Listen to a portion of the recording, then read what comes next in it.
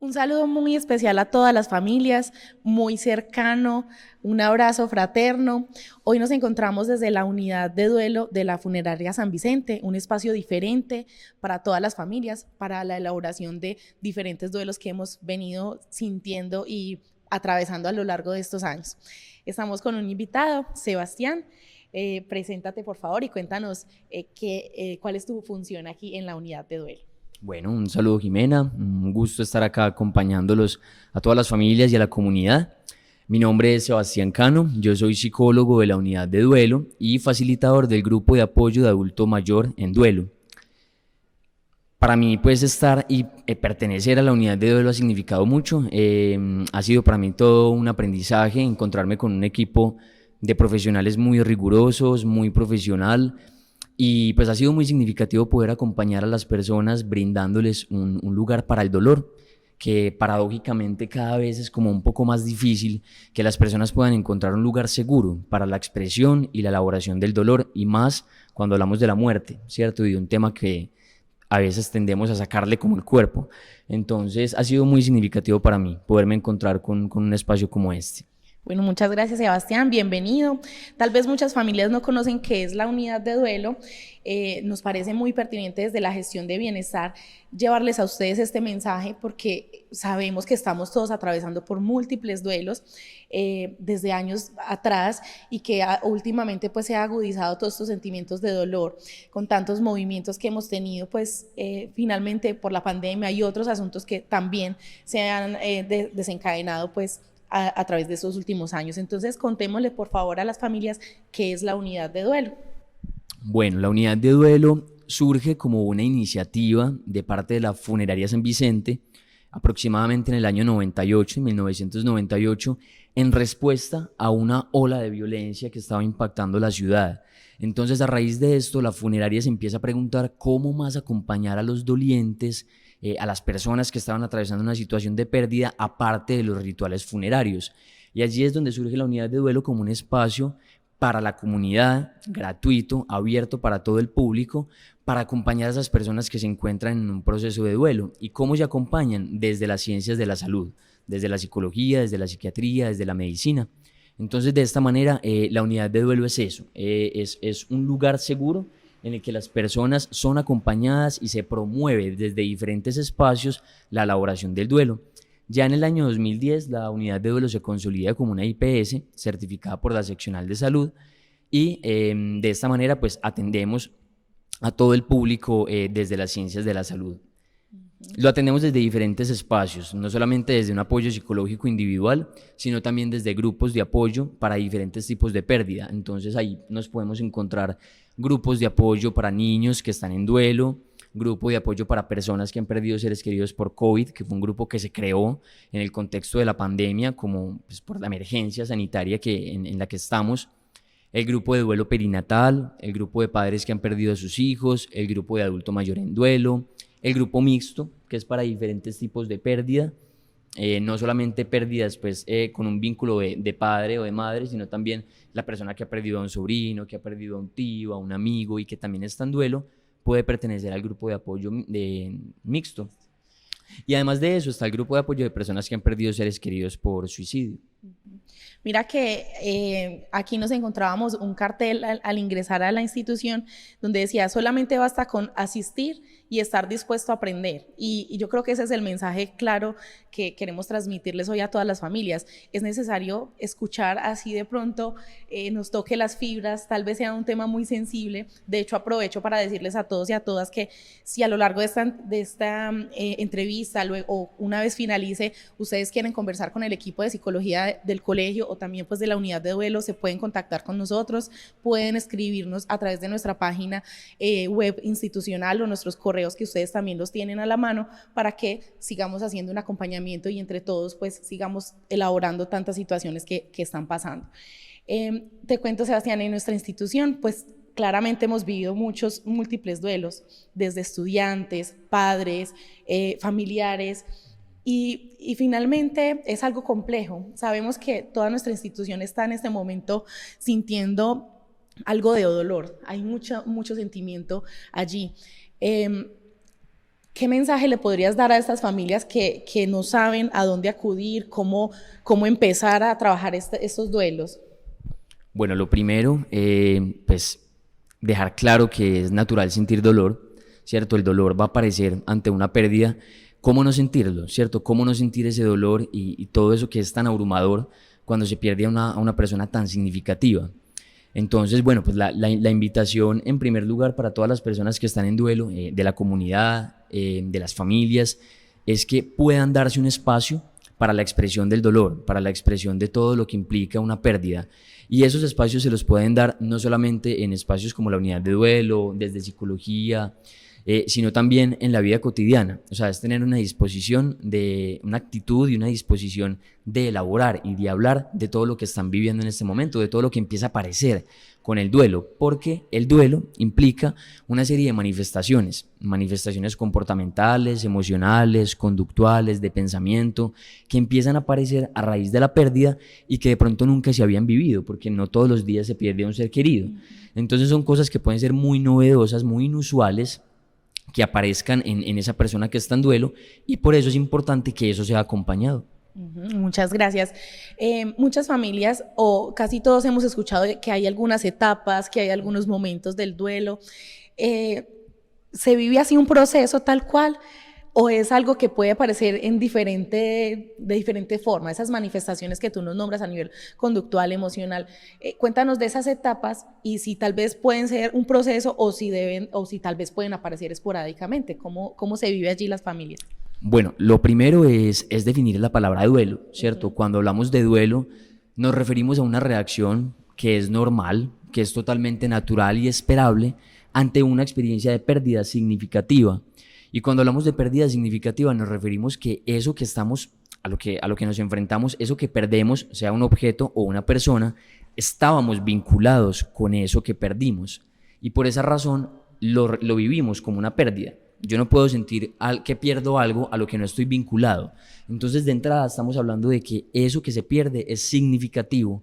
Es una persona con la que teníamos una historia, unas experiencias, una persona que cumplía unas funciones en nosotros, de afecto, de seguridad, de valor, de amor, y que por esa razón, cuando se pierde, cuando no está ahí, duele tanto, ¿cierto? Porque es una pérdida.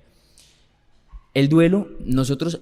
en relación a esto de las tareas o de las fases del duelo, a veces no lo nombramos tanto como de manera secuencial, como si fuera una escalera, ¿cierto? Como que, bueno, estoy en esta etapa, paso a otra, después a otra. No, hablamos más como de tareas o de momentos del duelo. ¿En qué sentido? En el sentido de que no es que sea algo jerárquico, que se vaya como un checklist, que se vaya como chuleando, sino que son diferentes momentos que se van viviendo de manera simultánea, o a veces se vive uno, después se pasa a otro, después se vuelve a ese que ya se había pasado, y eso no quiere decir que se esté retrocediendo, simplemente que son diferentes momentos que hacen parte de un todo en el sentido de que es un proceso de duelo. Y como momentos nos podemos encontrar 4 momentos específicos en el duelo. Uno de ellos es la aceptación de la pérdida, ¿cierto? La aceptación de la realidad de la pérdida. Cuando la persona empieza a darse cuenta que en efecto esa pérdida ocurrió, que esa pérdida es real y que la ausencia de ese ser querido es definitiva en el tiempo. Luego puede aparecer también la elaboración del dolor, que es donde aparece, cuando ya la persona se da cuenta de que esa ausencia permanece en el tiempo, ahí es donde empieza a aparecer más expresiones de malestar emocional. Por eso es que muchas veces encontramos que los dolientes dicen, es que los primeros días yo me sentía muy tranquilo y no sé por qué ahora ya me está doliendo tanto y estoy sintiendo tanta tristeza. Es porque, claro, los primeros días se está asimilando que esa pérdida ocurrió, que la ausencia se permanece en el tiempo, y ya cuando la persona se da cuenta que pasan las semanas, los meses y que el ser querido sigue estando ausente, ahí es cuando la persona se da cuenta que la pérdida que la pérdida es real, y por ende empiezan a aparecer ya más manifestaciones de dolor. Entonces ahí ya es cuando hablamos de la elaboración del dolor, porque empiezan a aparecer muchas emociones de malestar, miedo, tristeza, culpa, remordimiento. Hay mucho más malestar psicológico, es mucho más intenso. Sebastián, y también pasa cuando nos enfrentamos a los espacios, y hay muchas personas que lo nombran como vacío, ¿cierto? Que en algún momento llego a mi casa y ahí estaba la cama, o allí está el escritorio o el computador. Y esa es una de las preguntas que yo te quería hacer, porque muchas familias nos lo han preguntado. ¿Es normal conservar elementos de las personas que se fueron? ¿Es normal tal vez utilizar una prenda, un objeto que era significativo para ellos y que ahora yo lo quiero tener conmigo? Claro que sí. Esto hace parte, de hecho, de una de las manifestaciones conductuales, que es el atesoramiento de objetos del fallecido. Y muchas veces esto tiende a ser estigmatizado. ¿En qué sentido? Creemos que la persona debe deshacerse de todo inmediatamente, que se cambie de casa, que regale toda su ropa, que regale todos sus objetos, pero realmente un objeto para una persona externa que no esté en duelo es simplemente un objeto, pero para esa persona esa camisa, ese juguete, ese reloj, ese lapicero es mucho más que un objeto, porque ahí hay historia, hay unas experiencias vividas. No es simplemente la camisa, sino la camisa con la que mi hijo se despertaba todos los días, la camisa que yo le regalé cuando cumplió 7 años, la camisa que él ahorró y que se compró con sus ahorros. Entonces ahí es donde empezamos a ver el sentido de estos objetos, porque están cargados de historia, de experiencias vividas con ese ser querido. Y por eso muchos dolientes optan por conservarlos durante un tiempo o conservarlos para siempre, y esto es totalmente válido. Es muy importante que esto sea permitido al doliente, que si él quiere atesorar un objeto y dejarlo consigo, lo haga, porque es importante para él, hay mucha historia ahí. Muchas gracias, es cierto. Yo les compartía a las familias, es normal, es natural querer conservar esos elementos, así que cada uno dentro de su núcleo familiar puede vivir ese duelo diferente y puede pasar, o sea, ni siquiera puede ser un extraño, simplemente dentro de la misma familia. Para mí, que soy la mamá, puede ser esto algo sencillo, un objeto, y para el hermano puede ser lo más importante. Entonces, es muy importante resaltar que cada uno va viviendo ese proceso a su manera, entonces hay que respetar esos ritmos también. Cuéntanos entonces de las otras 2 etapas. Así es, el proceso de duelo es un proceso individual. La otra etapa o el otro momento del duelo que puede aparecer es las adaptaciones externas e internas, ¿cierto? Y es adaptarse a un mundo sin el fallecido, a un mundo ya en ausencia de ese fallecido. Y esto es cuando la persona, después de un tiempo de mucho dolor, puede empezar a tener nuevamente, como a retornar a diferentes escenarios, a diferentes actitudes o acciones, como volver a trabajar, volver a ir a ese lugar al que se iba con esa persona, pero ya sin esa persona, darse la oportunidad de volverse a enfrentar como a esta serie de situaciones, pero ya sin el fallecido. Entonces allí como que hay un retorno en la socialización con los otros y con el mundo, pero sin la persona, ¿cierto? Sin ese ser querido que se perdió. Y esto habla de un avance, ¿cierto? De que hay algo que se está moviendo, de que se está resolviendo, porque la persona opta por volver otra vez a socializar, a reencontrarse con diferentes personas. Nosotros también dentro de ese momento podemos encontrar una palabra clave que es la resignificación, ¿cierto? Ahí nosotros podemos darle un significado diferente al asunto, a los momentos, ese pasillo, ese lugar, ese salón de clase o simplemente la cocina. Y volver a entrar a la cocina son pasos gigantes que tal vez para unos pueden ser algo normal, natural, pero para otros es ya logro pasar o ya logro pasar y mirar el cuarto, tal vez esos son momentos que son significativos para las familias y hay que reconocerles también cuando tienen esos avances. Ok, muchas gracias. Sí, Jimena, y cuando nombras esto pues este ejemplo que das de, por ejemplo, volver a la cocina o a esos espacios, recuerdo un paciente que de hecho me decía, no, Sebastián, cuando mi mamá se murió, yo preferí guardar ese cuaderno de recetas, ella cocinaba mucho conmigo, pero lo preferí guardar y ahora hace más o menos hace un mes lo volví a sacar y cociné algo de lo que ella había escrito. Entonces allí es cuando vemos que hay como un retorno a eso que se compartió con el ser querido en ausencia ya de ese ser querido, y no hay ningún problema en hacerlo, ¿cierto? La persona vuelve a retornar, a retomar ciertas cosas que hacían parte de esa historia con el fallecido y también que hacían parte de su vida, y las vuelve a retomar como sin mucho obstáculo, ya con más capacidades, con más recursos para ello. Como que se reconciliarse con esa historia también. Bueno, cuéntanos para los niños, para los adolescentes, cómo cómo acompañarlos, porque a veces no sabemos cómo nombrarlos, cómo decirles. Muchas de nuestras familias, por ejemplo, le dicen que su padre fue a un viaje, que tal vez no saben cuándo va a regresar, y cómo eso puede afectar o no a un niño tal vez de 7 años o de 11 años. ¿Cómo lo trabajan ustedes? Bueno, hay varias cosas con los niños y una de ellas es comprender, y esto es vital, comprender que cuando un niño vive la muerte, la vive desde un momento del desarrollo y desde un ciclo vital en el cual todavía no ha logrado muchos desarrollos cognitivos, emocionales. Cuando los niños viven la muerte, todavía no tienen un concepto de muerte claro, ¿cierto? No entienden, por ejemplo, que la muerte es universal, que la muerte nos va a tocar a todos. Y tampoco pueden comprender que la muerte es irreversible. Los niños tienden a creer que una vez se muere, se puede volver a la vida. Los videojuegos se lo muestran, que le matan el personaje y después el personaje revive. En las caricaturas, en las series, vemos mucho esto. Y hace parte también de un momento evolutivo en el que el niño está. Los niños no pueden comprender todo esto con facilidad, no lo pueden comprender inmediatamente, porque lo irán comprendiendo a medida que se vayan desarrollando. Entonces es muy importante tener eso en cuenta. Los niños no saben que la muerte es universal, no saben que la muerte es irreversible y que es permanente. Muchos niños, por ejemplo, cuando les dicen que el abuelo se fue para un viaje, en lugar de decirles que se murió, el niño empieza a creer que ese abuelo va a llegar del viaje el día de su cumpleaños y va a celebrar el cumpleaños con él, porque se usan metáforas, se usan eufemismos que confunden al niño. Esos eufemismos, esas metáforas, nosotros como adultos las comprendemos bien, ¿cierto? Sabemos que eso puede ser una metáfora o una creencia religiosa, que es totalmente respetable, pero esa metáfora, cuando se mezcla con un momento evolutivo en el que el niño no tiene todavía las capacidades cognitivas de comprenderla, los confunde.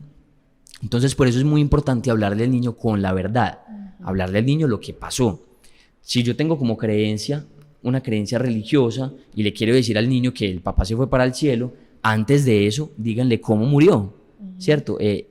Claro, listo, ustedes lo querrán explicar de esta forma, pero antes de eso ocurrieron una serie de cosas concretas, físicas. Hubo una enfermedad, hubo un accidente, y esto no puede ser saltado, ¿cierto? Este paso no se puede saltar. Entonces es importante hablarle al niño de qué fue lo que pasó.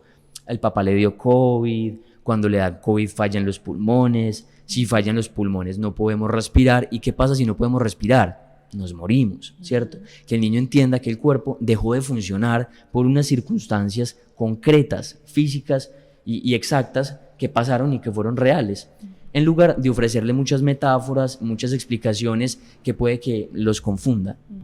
Tal vez es difícil nombrar estas causas, estas situaciones, y de pronto si en algún momento ustedes necesitan algún acompañamiento para nombrarlo, podemos acompañarlos desde la institución o también pues desde la unidad de duelo, porque sabemos que para nadie es fácil nombrar eso que está allí pasando y que nosotros también estamos elaborando. Entonces están invitados para poder seguirlos acompañando. Bueno, ahora yo quiero compartirte un tema que me parece importante tocar acá con las familias, y es cómo los hombres viven los duelos. Muchas veces los papás o los hermanos mayores tenemos, digamos, a nivel de la sociedad esas creencias en que es el más fuerte, el que debe de sacar la cara, debe no llorar, debe de estar firme, él debe ir a la funeraria, él debe de ir a hacer las diligencias. Pero en el fondo a veces eso puede trastocar un poquito esa elaboración del duelo. Cuéntame cómo le damos algún apoyo a estos padres de familia. Sí, y con eso que tú señalas, Jimena, nos damos cuenta que muchas veces al hombre y a la representación de lo masculino se le tiende a atribuir el control, ¿cierto? Que debe ser el que mantenga el control, el que mantenga el orden, el que sea el proveedor, ¿cierto? Y esto finalmente obstaculiza el proceso de duelo de los hombres. En mi experiencia acompañando a hombres en duelo, me he dado cuenta que una de las cosas que más sucede con los hombres en duelo es que tienen una dificultad para acceder a las expresiones emocionales. Hay una dificultad en el hombre para poder mostrarse vulnerable, para mostrarse como doliente, como alguien que está sufriendo. Y ante esa dificultad, lo que hacen en muchos casos es reprimir una serie de emociones que son naturales, que ni siquiera tienen que ver con el género ni con el sexo, son emociones humanas. Lo que pasa es que las hemos empezado a atribuir en función del género y del sexo culturalmente. Entonces, claro, ellos empiezan a reprimir todas estas emociones y eso les quita la oportunidad de elaborar su dolor frente al duelo, ¿cierto? Frente a la pérdida. Empiezan como a prescindir de diferentes expresiones emocionales que son importantes y en lugar de esto empiezan a ver esas expresiones comportamentales. O sea, lo que no se expresa a nivel emocional, a la final se lleva al comportamiento. Entonces empieza a haber agresividad, empieza a haber irritabilidad, puede haber consumo de sustancias, pueden haber conductas maltratantes, porque finalmente no se contactan con las emociones. Pero esto no es algo que el hombre decide hacer porque quiere, ¿cierto? No necesariamente, sino que no sabe cómo hacerlo. ¿Y por qué no sabe cómo hacerlo? Y ahí es donde viene la importancia de la infancia, porque desde muy pequeños, desde primera infancia, les enseñaron que si eran hombres no podían expresar, no podían mostrarse vulnerables, no podían mostrarse tristes, no podían mostrarse con dolor, sino que tenían que ser fuertes, que era más tolerable la rabia que la tristeza por ser hombre. Entonces allí es donde empiezan a ver desde muy pequeños una dificultad para reconocer toda esa gama de emociones a las que pueden acceder. Y toda esa gama de emociones se vuelve muy estrecha, porque desde muy pequeños los cuidadores les enseñan que solamente son válidas las emociones como la rabia o la actividad física en lugar de lo emocional. Entonces ya cuando se hacen adultos se encuentran con una dificultad y es que no saben qué hacer con esas experiencias que están viviendo y no saben cómo expresar esas emociones, porque cuando las expresan se les censura, se les invalida, cosas como los niños no lloran, usted tiene que ser fuerte, usted ya es el hombre de la casa, es algo que pasa mucho cuando hay una pérdida del padre, usted ya es el hombre de la casa, usted no puede llorar, usted tiene que ser fuerte y mantenernos acá. Entonces desde allí vemos que desde la infancia ya se empiezan a formar una serie de aspectos y de formas de lidiar con esa emoción que en la adultez tienen sus consecuencias. Otra población, digamos, que se ha visto vulnerable en estas situaciones de duelo son nuestros adolescentes. A veces no comprendemos cómo ellos están elaborando sus duelos, a veces no dicen nada, a veces simplemente se quedan callados, pero tal vez nosotros empezamos a reconocer que cambia sus conductas, algunos de ellos se ponen más agresivos o tal vez algunos de ellos empiezan a distraerse en clase, tal vez era el mejor estudiante o la mejor estudiante y de un momento a otro pierde 5 o 6 materias. ¿Cómo podemos como familia nosotros acompañar a los adolescentes? Bueno, lo que decíamos ahorita también de la infancia, ¿cierto? Cuando el duelo ocurre a un adolescente, hay que tener en cuenta que también ese adolescente aún está en desarrollo, aún están formándose, terminándose de formar aspectos relacionados con la identidad, con el cuerpo, con la apariencia física. Y cuando esto, bueno, y además de eso, el adolescente tiene una característica y es que empieza a dirigir su mirada mucho más a sus pares, a sus amigos, a otros escenarios sociales, en lugar de dirigirla a la familia. Entonces, lo que tú decías, son callados, no quieren hablar, se distancian, son aislados también en muchas ocasiones, pero esto no quiere decir que el adolescente sea difícil por naturaleza, quiere decir que el adolescente está pasando por un momento evolutivo de desarrollo que puede hacer que sea compleja, ¿cierto? La interacción con ellos. Entonces, una de las recomendaciones que se hace desde la unidad de duelo para acompañar a adolescentes es tratar como de ver esa pérdida desde su propio mundo, ¿cierto? Cómo el adolescente puede estar viviendo esta pérdida, por ejemplo, las pérdidas que ocurren en plena pandemia, cómo es para un adolescente estar en cuarentena, para un adolescente donde es tan importante la socialización y además de eso, estar en duelo.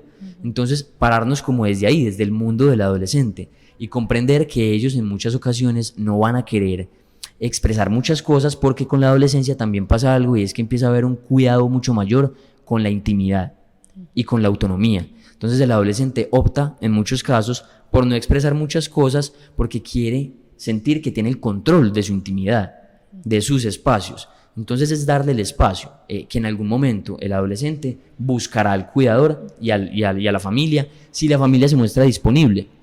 ¿Cierto? Si la familia dice, bueno, acá estamos, en este momento no quieres hablar, si en algún momento lo quieres hacer, acá voy a estar y voy a estar dispuesto, voy a estar disponible y ya que el adolescente pueda acudir en el momento en el que lo sienta necesario.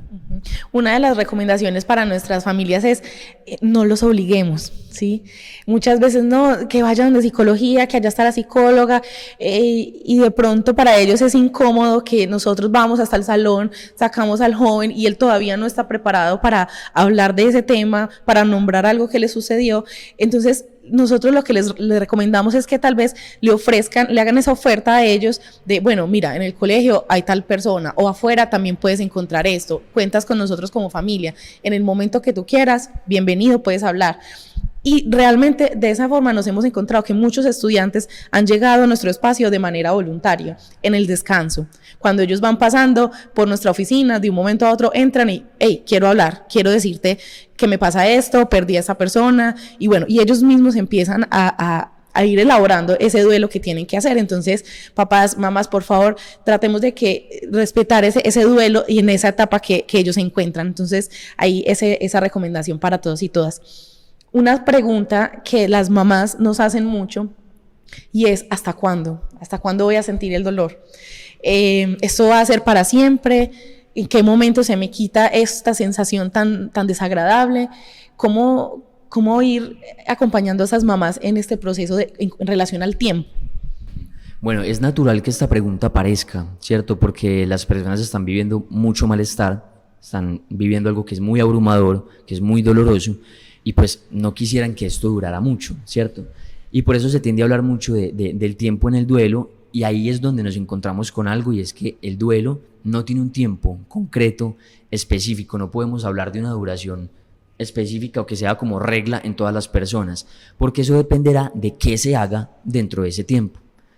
Puede pasar mucho tiempo, pero si el doliente sigue haciendo lo mismo durante todo ese tiempo, pues no va a obtener un resultado tampoco distinto, ¿cierto? Entonces es muy importante pensar cómo se está viviendo el proceso de duelo, si la persona está expresando su dolor, sus emociones, si están asistiendo a lugares y a escenarios donde hay un reconocimiento de la pérdida, si a nivel familiar, por ejemplo, se habla de esa pérdida, o si hay mucho silencio frente a esa pérdida y es como si nada hubiera pasado. Entonces allí es donde nos encontramos que no es el tiempo por sí solo, sino lo que se haga dentro de ese tiempo. Cuando un duelo es acompañado, cuando un duelo es expresado, es nombrado de manera constante durante el tiempo, no solamente en un momento, no solamente es en los rituales, sino también a lo largo de ese tiempo, pues ese duelo empieza a elaborarse, se puede mover mucho más fácil, pueden haber muchos cambios a favor de la salud mental de esa persona. Démosle a las familias en general, a nuestros empleados que también sé que están pasando por situaciones de duelo, algunas recomendaciones. ¿Cómo empiezo? ¿A dónde me acerco? ¿A quién llamo? ¿Dónde puedo encontrar los números para que ellos tengan ese primer paso? Igual yo sé que han dado muchos y de por sí yo sé que han sido muy, muy fuertes en estos tiempos, pero ¿cómo más nosotros podemos darle la mano a estos compañeros y familiares? Bueno, pues lo importante de entrada, que reconozcan que todo eso que están viviendo es normal, ¿cierto? Es natural que esté pasando, es esperable que todo este caos, que todo este miedo, esa tristeza, esos pensamientos, esa dificultad para dormir, para conciliar el sueño, esas dificultades también a nivel físico del cuerpo, las dificultades gástricas, esos dolores de cabeza, esos espasmos, esos insomnios, toda esa irritabilidad, todo eso que puede aparecer es normal. Cuando se comprende que de entrada todo esto es normal y es natural que esté pasando, pues las personas tienden a tranquilizarse un poco más, porque a veces puede aparecer como esa preocupación, es que me estoy volviendo loco, es que me estoy enfermando, es que ¿qué me está pasando? Yo no era así. Y es importante reconocer eso de entrada. Claro, no eras así porque probablemente nunca habías tenido una pérdida, y es una pérdida muy significativa que irrumpe con el orden de la vida, con el orden de las cosas. Entonces, de entrada es comprender que esto es natural que esté pasando. Y leer sus propios cambios, o sea, leer qué está pasando con ustedes. Porque cada persona finalmente puede llegar a sentir cuándo es el momento de pedir ayuda. No todas las personas en duelo tienen que pedir ayuda o tienen que asistir a un psicólogo o a una entidad como la unidad de duelo, no necesariamente. Hay personas que lo pueden resolver con sus propios recursos y con lo que tienen a su alrededor, ¿cierto? Con la red de apoyo que tienen, con su familia, con sus amigos, y desde allí resuelven el duelo. Pero si ustedes sienten que esto los está superando, que esto ya está irrumpiendo de manera muy abrupta con su vida familiar, laboral, emocional, y sienten que no saben de qué otra forma llevarlo, busquen el espacio, ¿cierto? En la institución, acá en la unidad de duelo también estamos dispuestos a acompañarlos. Todos los servicios de nosotros son gratuitos. Entonces, es una entidad que está abierta y disponible para la comunidad en cualquier momento. Pero es muy importante eso, ¿cierto? Como reconocer y poder leer en qué momento de pronto ya es necesario buscar una ayuda externa. Muchas gracias. Aunque hoy hemos hablado de nuestros familiares y de nuestras pérdidas cercanas, es necesario reconocer que el duelo no solamente se vive por alguna persona, sino también por situaciones. Y hay algunas personas que en este momento están pasando duelos por una pérdida laboral, por la pérdida de la casa, la pérdida inclusive hasta del carro que teníamos, la pérdida de objetos significativos que tocó desprenderse debido a la pandemia. Entonces también es decirles que cuentan con nuestro apoyo para esas situaciones que ustedes pueden estar presentando. Pérdidas también puede ser una separación, que sabemos que en este momento muchas familias están nuevamente reconstruyéndose, reorganizándose. Eso para los niños y para las familias también son pérdidas, así que también es bueno que ustedes puedan acercarse y hablar sobre estos temas con nosotros para seguirlos acompañando. Yo creo que es un tema muy valioso que en este momento, aunque como decía al principio nos toca fibras, hay que nombrarlo, hay que trabajarlo y que estamos muy dispuestos para acompañarlos en todo este proceso. Entonces, muchas gracias, Sebastián, muchas gracias a todas las familias, a todos nuestros compañeros. Seguimos acompañándolos, ¿sí? Queremos estar cercanos a ustedes y cuenten con nuestro apoyo en el momento que lo necesiten, así que muchas gracias y seguimos entonces en contacto. Jimena, a ti muchas gracias a todas las familias, a la comunidad, por escucharnos, por este espacio, que son espacios muy importantes, que se hable de la muerte, que se hable del duelo, y así podemos encontrar caminos, ¿cierto? Pero hablándolo, es muy importante. Y bueno, ya saben que la unidad de duelo está disponible para lo que puedan necesitar, acá los podemos acompañar. Muchas gracias. Muchas gracias.